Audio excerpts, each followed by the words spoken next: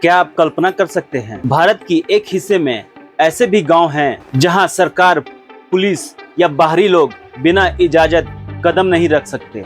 यहां की सीमाएं पत्थरों से तय होती है और इन पत्थरों पर खुदे हैं संविधान के अनुच्छेद, ग्राम सभा के हक और बाहरी दुनिया के लिए चेतावनी। यहाँ बिना हमारी मर्जी के कोई नहीं आ सकता। आखिर कौन है ये लोग, क्यों खड़े करते हैं ये पत्थर और किस बात का डर है सरकार को इस आंदोलन से? झारखंड, छत्तीसगढ़, उड़ीसा, इन राज्यों के सैकड़ों गांव में बीते कुछ साल में एक अनोखा आंदोलन उठा, पत्थलगड़ी। लेकिन पत्थलगड़ी सिर्फ एक परंपरा नहीं, ये है प्रतिरोध की भाषा। क्या आपको लगता है कि संविधान की 5वीं अनुसूची, पेशा कानून और ग्राम सभा के अधिकार सिर्फ कागजों तक सीमित हैं? यहाँ के आदिवासी कहते हैं, हमारे जल, जंगल, जमीन पर हमारा अधिकार है। क्या वाकई भारत के संविधान ने इन्हें इतनी ताकत दी है? पत्थलगड़ी का मतलब है पत्थर को तलाश कर खड़ा करना। पहले ये परंपरा मृतकों की याद में थी, लेकिन 1996 में पेशा कानून आने के बाद इसने नया रूप लिया। अब ये पत्थर सिर्फ स्मारक नहीं बल्कि घोषणा पत्र है। हमारी ग्राम सभा सर्वोच्च है। बाहरी व्यक्ति बिना इजाजत प्रवेश नहीं कर सकते। सरकारी योजनाएं हमारी मंजूरी के बिना लागू नहीं हो सकते। क्या ये संविधान के खिलाफ है या संविधान की असली आत्मा? क्या ये आत्मनिर्णय का अधिकार है या अलगाववाद? 2016 में सरकार ने आदिवासी भूमि के हस्तांतरण के लिए 2 अध्यादेश लाए। आदिवासियों को डर था, क्या हमारी जमीन छीन ली जाएगी? यहाँ से पत्थलगड़ी आंदोलन ने तेज रफ्तार पकड़ी। गांव-गांव में पत्थर गड़े, संविधान के अनुच्छेद उकेरे गए और बाहरी हस्तक्षेप का विरोध हुआ। क्या सरकार की नीतियां आदिवासियों के अस्तित्व पर खतरा बन गई थी? लेकिन क्या ये आंदोलन सिर्फ अधिकारों की मांग है या इसके पीछे छिपा है सदियों का दर्द, शोषण, विस्थापना और पहचान की लड़ाई? क्या आपने कभी सोचा है, जिन जंगलों में खनन कंपनियां अरबों का मुनाफा कमाती हैं, वहां के असली मालिक आज भी सबसे गरीब क्यों हैं? 2018-19 में आंदोलन ने नया मोड़ लिया। कई जगहों पर हिंसा हुई। खूंटी में 7 लोगों की हत्या। खबर झारखंड से। झारखंड में पत्थलगड़ी को लेकर 2 पक्षों के बीच हिंसा में 7 लोगों की हत्या किए जाने की बड़ी खबर है। आरोप लगा कि पत्थलगड़ी समर्थकों ने विरोधियों को मार डाला। सरकार ने हजारों लोगों पर मुकदमे दर्ज किए। कई पर देशद्रोह का आरोप लगा। हजारों गिरफ्तारियां।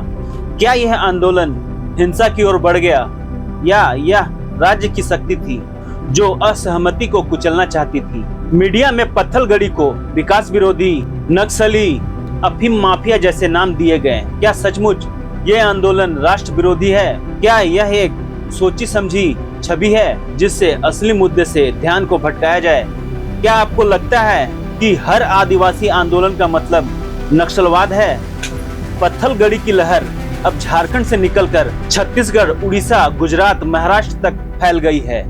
पेशा कानून में दिए गए अधिकारों को असर्ट करने के लिए यहाँ पर पत्थलगड़ी आंदोलन शुरू करने की बात कर रहे हैं। गुजरात के तापी जिले के कुंवर केसरी सिंह, छत्तीसगढ़ के बस्तर में बलदेव सिंह, हर राज्य में नए चेहरे, नए आवाजें। क्या यह भारत के संघीय ढांचे के लिए खतरा है या यह एक लोकतंत्र की असली ताकत है? स्थानीय स्वशासन। पेशा कानून के मुताबिक ग्राम सभा सर्वोच्च है। गांव की सीमा, खनन, जल, जंगल, जमीन, हर फैसले में ग्राम सभा की सहमति जरूरी है। लेकिन क्या असल में सरकार इस कानून का सम्मान करती है या फिर विकास के नाम पर आदिवासियों की जमीनें अब भी छीन ली जाती है? पत्थलगड़ी वाले गांव में कई बार सरकारी संस्थाएं, स्कूल, अस्पताल बंद हो जाते हैं।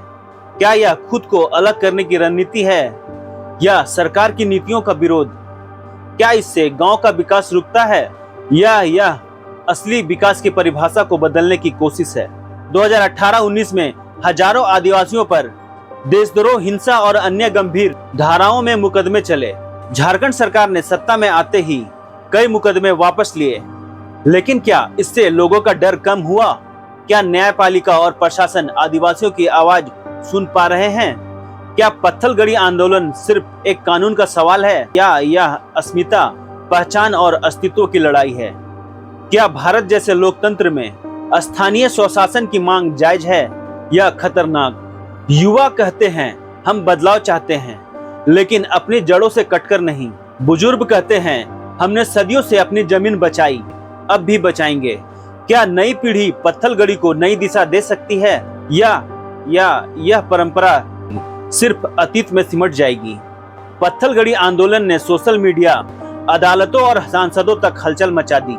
क्या यह आंदोलन भारत के लोकतंत्र को मजबूत करेगा या उसे चुनौती देगा? क्या सरकारें संवाद का रास्ता चुनेंगी या टकराव का?